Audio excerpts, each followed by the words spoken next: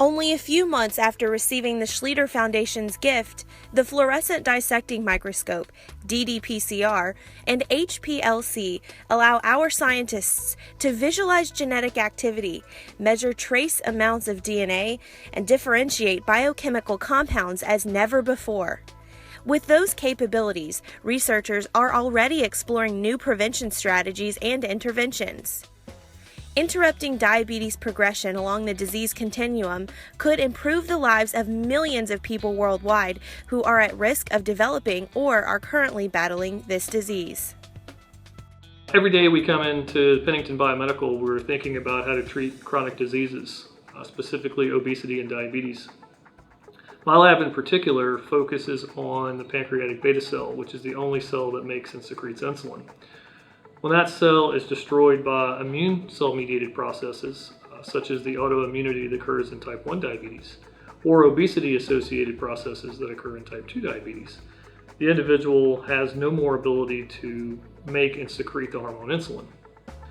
Any advantage that we can have that allows us to detect pancreatic beta cell death, such as specialized instrumentation like the digital droplet PCR, allows us an opportunity to detect pancreatic beta cell death earlier through non-invasive means. And the non-invasive situation in this particular use of instrumentation is through blood detection of pancreatic beta cell DNA. This will allow us opportunities to both detect earlier disease onset as well as decide to intervene at earlier time points, which may allow a more preventative option rather than simply treating a disease that already exists.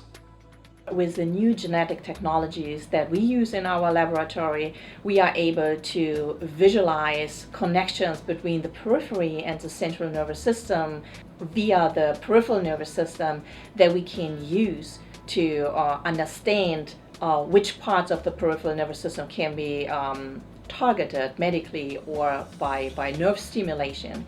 To do that, we have to be able to dissect certain parts of the peripheral nervous system, and the new stereotactic microscope is able to allow us to go in, visualize these specimens, and to dissect certain areas of the nervous system. This is going to be much more efficient to go in and get data from these tools, and we hope that we can identify genetic tools and nerve tools to modify and cure obesity by increasing metabolism or removing adipose tissue.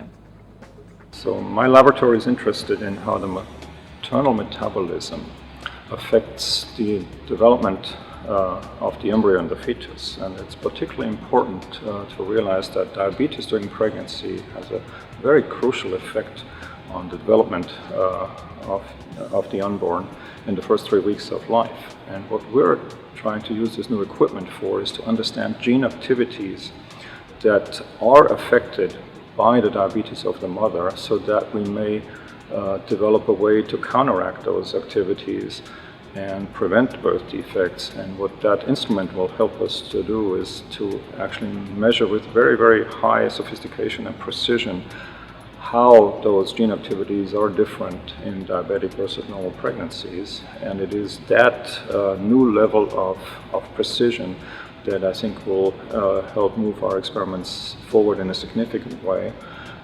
And what we hope to do in the end is to try and find ways how we can prevent those birth defects in diabetic pregnancies, and in that way make life easier for those families.